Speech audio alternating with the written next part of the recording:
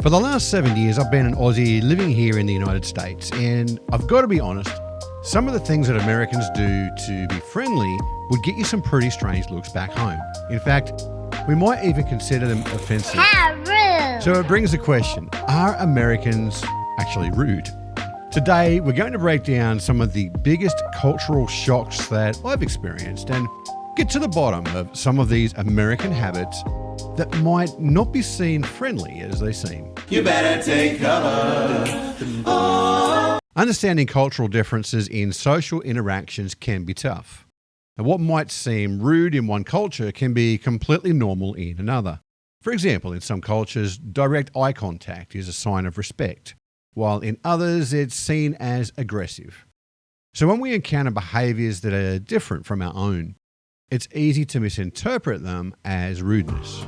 Given that there are over 330 million people in the US from all sorts of cultural backgrounds, there's bound to be some differences when interacting.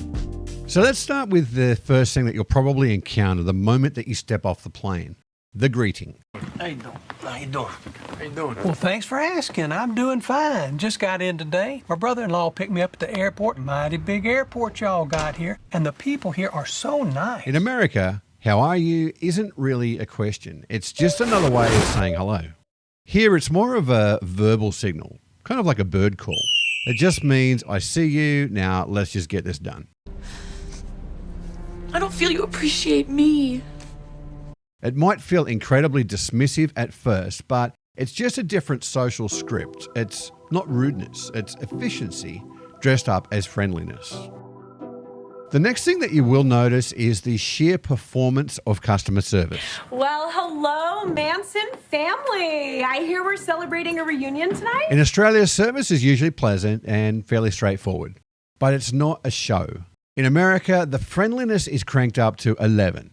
And to an Aussie, that level of enthusiasm can feel, well, a bit fake. Telling you that I'm finishing up with another customer, but really I'm just catching up on office gossip. Which brings me to tipping culture itself, a minefield for any Aussie that's visiting here.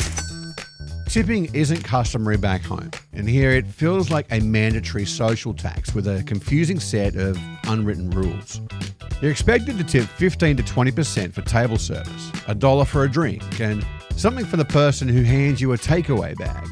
And that little tablet that they spin around at the coffee shop, prompting a 20, 25 or 30% tip on a $5 latte. Honestly, it still sends a shiver down my spine as well. And it's not just about the money, it's the social pressure. Come on, throw in a buck. I don't tip.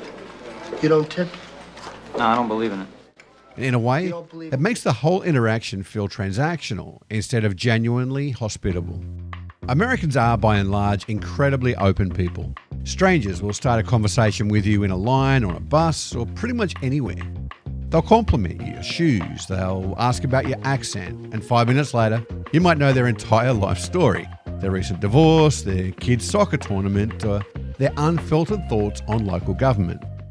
Now, for an Aussie who's generally more reserved with strangers, this level of instant intimacy can be a lot.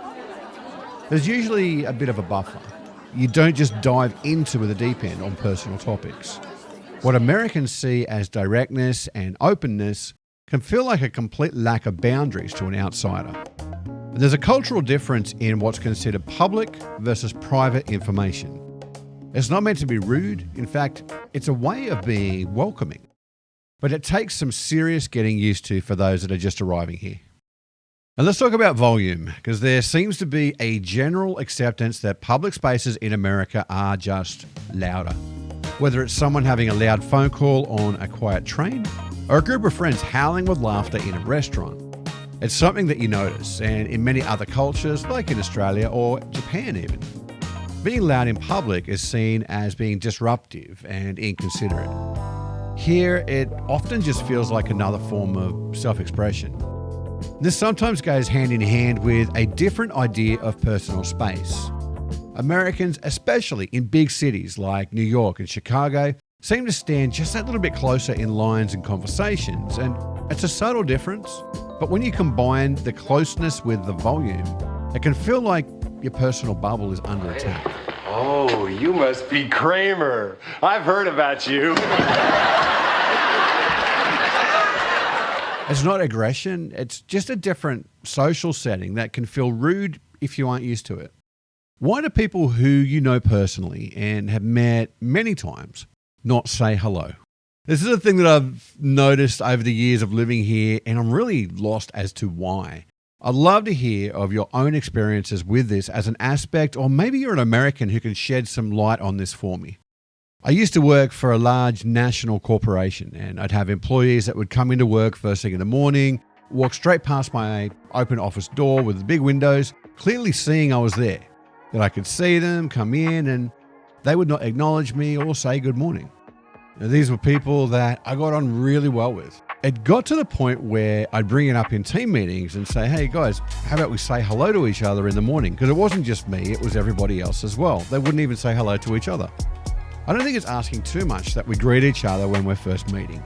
And I would love to hear your thoughts on that matter as well. If you're an American, is this something that I'm expecting too much of? Or am I right in what I'm saying?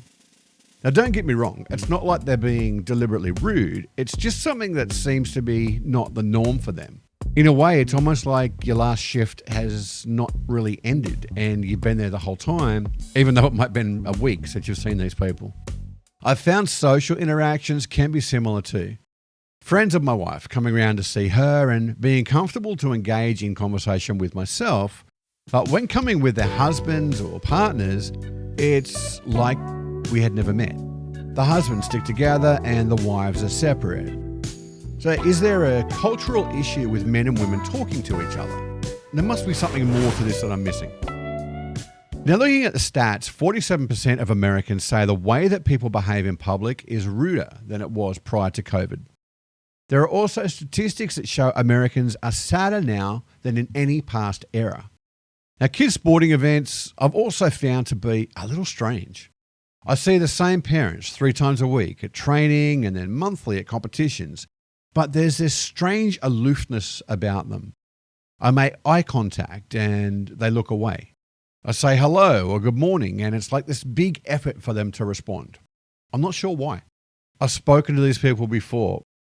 They know who I am, but they are more inclined to talk to my kids than what they are to me.